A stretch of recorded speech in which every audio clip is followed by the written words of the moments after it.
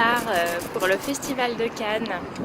Donc là je vais prendre mon train depuis Le Havre pour aller à Paris. Et demain matin à l'aube, c'est parti, on prend le train direction Cannes.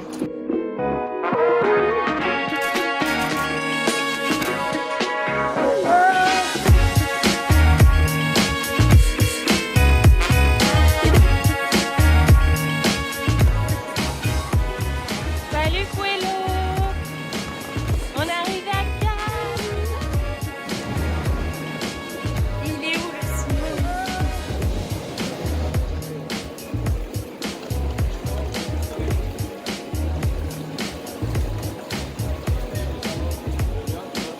Salut Simon!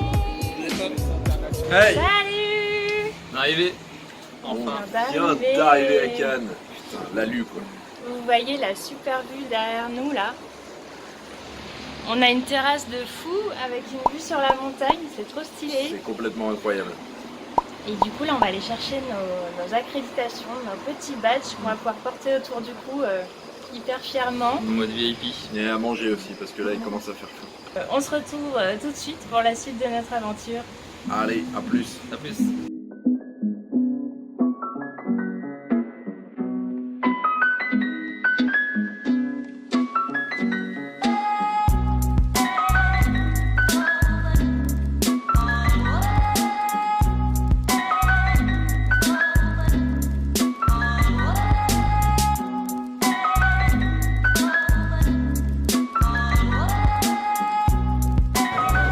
Voilà une petite vidéo pour vous montrer à quoi ça ressemble le Festival de Cannes dans la vraie vie. Alors en fait on est tous là à essayer de s'entasser pour essayer de voir de loin la montée des marches. Et on a oublié les jumelles. Voilà, on a oublié les jumelles et c'est con, il y en avait au Airbnb, on aurait dû en prendre. Je pense qu'on verra mieux en replay en rentrant à la télé. Mais au moins on est là, on est sur place et on est content. Puisqu'on va y retrouver plusieurs réalisateurs palmés, de grands noms du cinéma, de grandes stars, Alain Delon, Sylvester Stallone, Leonardo DiCaprio, Brad Pitt, Zhang Ziyi.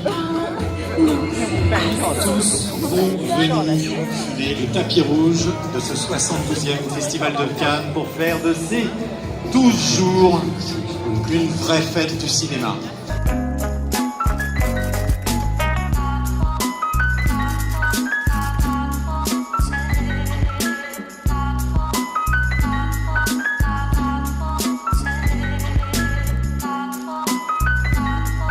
Nous sommes mercredi 15 mai, il est 7 h. Ce matin, on va aller voir The Dead Don't Die. Il pleut dehors, je trouve que c'est un temps approprié pour aller voir un film de zombies. Donc là, on va retrouver Jim Jarmusch pour son nouveau film de genre. Le scénario est tout ce qu'il y a de plus banal, hein. Un shérif dans une petite ville pluvieuse et assez sordide se rend compte qu'il y a des zombies qui envahissent la ville, des morts qui se réveillent pour dévorer les vivants. L'intérêt de ce film, à mon sens, c'est l'humour qui est complètement décapant et what the fuck, comme on aime dire chez Fruits Confits, et aussi un casting à réveiller les morts avec Adam Driver, Tilda Swinton, Bill Murray, Iggy Pop, Chloé Sevigny et tant d'autres pour notre plus grand bonheur.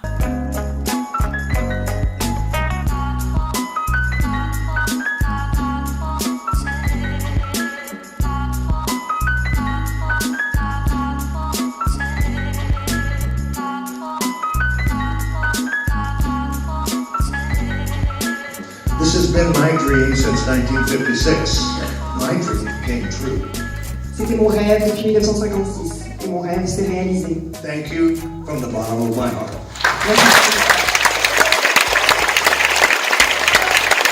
Enfin voilà, c'est vraiment pas banal pour moi. J'ai pas de trémolo dans la voix comme toi, parce que je contiens. Mais John Carpenter et Argento, pour moi, c'est immense. Du coup, je me sens un peu comme un cuisiniste ce soir. Parce qu'on vient de voir une carrière entière de trucs géniaux et tout ça, donc en fait ça me remet à ma place, c'est super. Et en plus, comme j'avais l'impression de faire mon premier film avec Le Dain, parce que c'est vrai, je l'ai abordé comme un premier film alors que c'est le 7e, ça me remet encore plus à ma place de jeune cinéaste, et je trouve ça hyper chouette.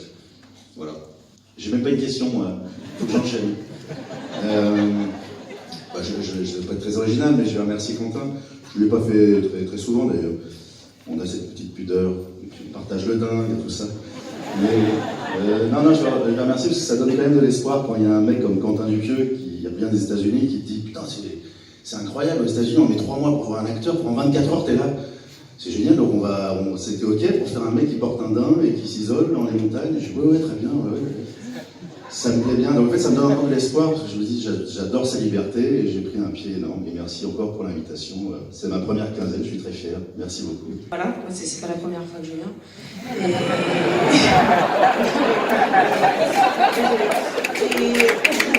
Je déclare ouverte la 51e quinzaine des réalisateurs.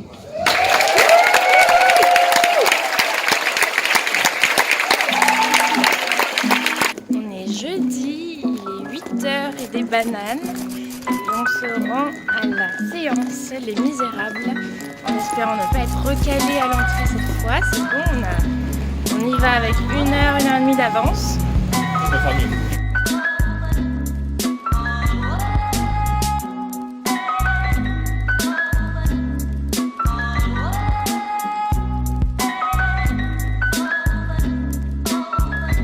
C'était une grosse claque. On s'est pris une claque mais monumentale. On s'attendait pas du tout à ça.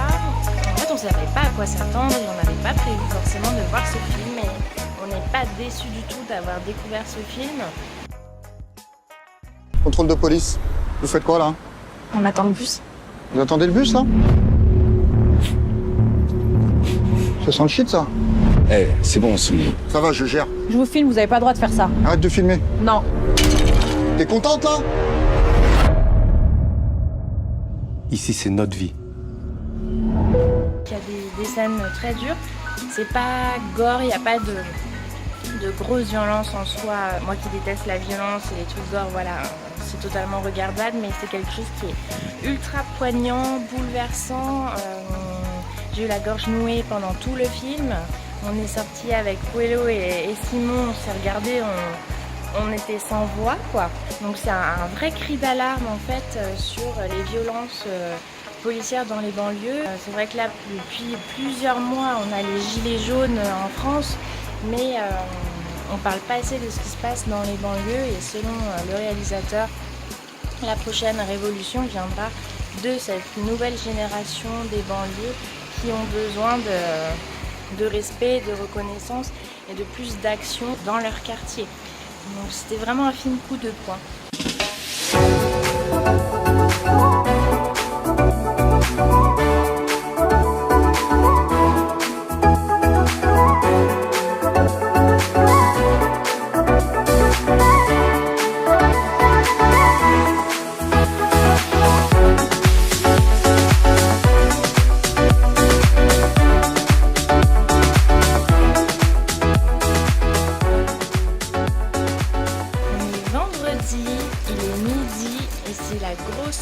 Internationale parce qu'on n'a pas réussi à se lever ce matin pour aller voir Ken Loach, le nouveau Ken Loach, Sorry We Miss You. Heureusement qu'on peut la voir en séance de rattrapage à 22h d'un sujet de société qui nous concerne tous, à savoir l'ubérisation, les nouvelles façons de travailler aujourd'hui avec la digitalisation à outrance de nos métiers. En fait, depuis 2 ans, Cannes propose un pass découverte 23 jours pour les 18-28 ans. Et ce pass-là est vachement pratique, mine de rien, pour découvrir pour la première fois le festival, sans trop se prendre la tête, sans pression. Nous, on n'a qu'une envie, c'est d'y retourner, mais cette fois avec une accréditation presse. Notre plus grosse frustration là, pendant les 3 jours, c'est que c'est pas possible finalement de voir tous les films qu'on aurait souhaité en sélection officielle. Donc la majorité des films qu'on voulait absolument voir, comme par exemple Dolor et Gloria, My Love Intermezzo, Once Upon a Time de Tarantino, tous ces films-là, ils passent en fin de festival. Et donc même les films qui sont programmés Avec les enchaînements des horaires, le temps d'attente, à chaque fois on doit attendre 2 heures voire 3 heures des fois pour accéder à un film. C'est impossible en fait d'enchaîner. Du coup, il faut bien préparer son programme tous les matins. On arrive à voir 3 films par jour, 4 si on est vraiment au taquet et qu'on a envie de se coucher tard. Mais voilà, on découvre qu'au Festival de Cannes, voir 5-6 films d'affilée, c'est impossible. De faire la fête en même temps le soir, c'est impossible. Voilà, c'est la fin. C'est fini. On a un peu de... C'était beaucoup trop rapide. On va revenir l'année prochaine avec grand plaisir. Sur toute la semaine. Toute la semaine, ouais. On va mieux s'organiser. On est quand même très content. Ouais. 3 jours déjà. Pour une bonne première expérience, ça casse les jambes. On va bien dormir pour la prochaine semaine. Vive le cinéma! Vive le cinéma, vive le cinéma, vive Free Coffee. Et les amis. Des bisous.